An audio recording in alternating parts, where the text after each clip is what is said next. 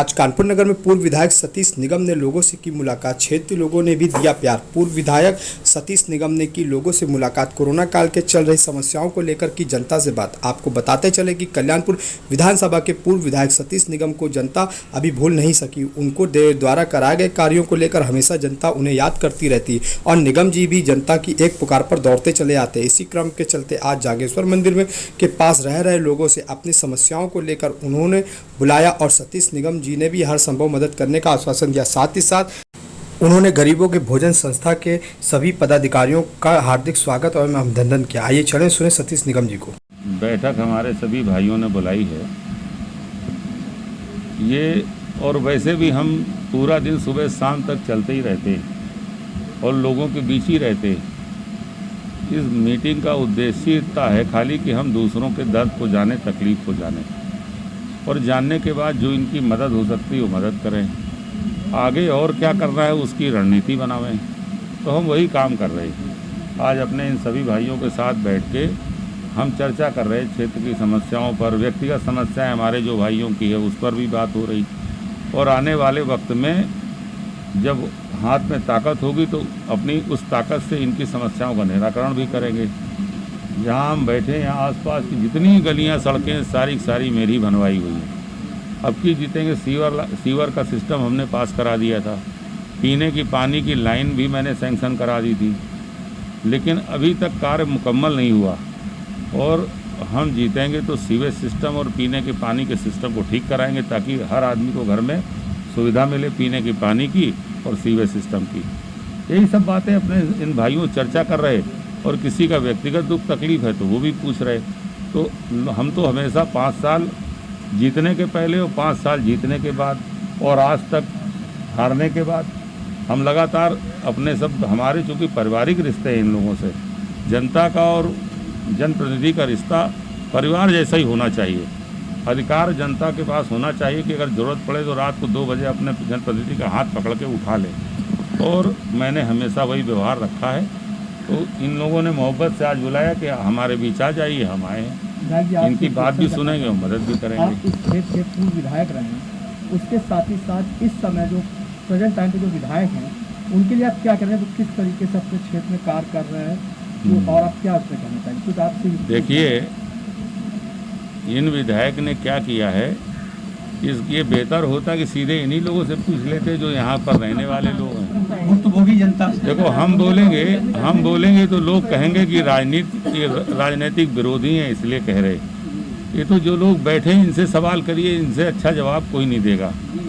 और मेरा मानना है जितने लोग बैठे हैं इनमें से सारे लोग ये स्वीकार करेंगे कि 5 साल में शक्ल भी नहीं दिखी। काम की तो बात ही खत्म हो गई, काम की बात तो जड़ से ख़त्म हो गई।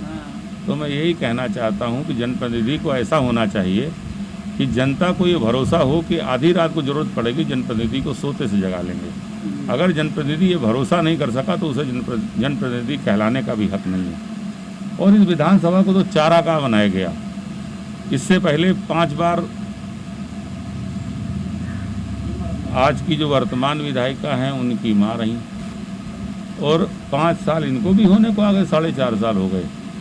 लेकिन इन 4.5 सालों में 30 साल इन लोगों ने पीछे छोड़ दिया कल्याणपुर विधानसभा को। जो 5 साल में हमने काम किया वो 30 सालों में नहीं हुआ था। और अब आने वाले समय पे तो इतना काम हो जाएगा, इस विधानसभा को लोग पहचानेंगे कि साहब अगर उत्तर प्रदेश में कोई, और हमारे यहाँ सपना भी है और था भी, इसीलिए मैंने इतना काम किया था। मेरा सपना था कि हम कल्याणपुर विधानसभा को ऐसी विधानसभा हम बना दें कि पूरे प्रदेश में चर्चा हो कि उससे अच्छी कोई विधानसभा नहीं है। ऐसे मैंने काम भी किया था। लोग कागज़ में, ये बीजेपी वाले लोग कागज़ में लिखते थे मेट्रो सिटी, यहाँ लेकिन मेट्रो लाने वाला सतीश निगम है और माननीय अखिलेश यादव जी हम लेकर के आए थे। और मेट्रो ही नहीं, आज गंगा बैराज से लोग लखनऊ जाते हैं, मंदना जाते, वो रास्ता भी हम ही लोगों ने बनवाया था, नहीं लोग जाजमऊ होकर जाते थे। आज 660 मेगावाट का पनकी का पावर प्लांट लिख के देने वाले चिट्ठी सतीश निगम और इसको सैंक्शन करने वाले माननीय अखिलेश यादव जी, हमारे भूतपूर्व मुख्यमंत्री जी, उन्होंने दिया था। यही नहीं, 300 बेड बढ़वाए गए वहाँ पर। कार्डियोलॉजी को एक्सपेंड कराया गया। ये भी काम हमारे जो है मुख्यमंत्री जी ने किया।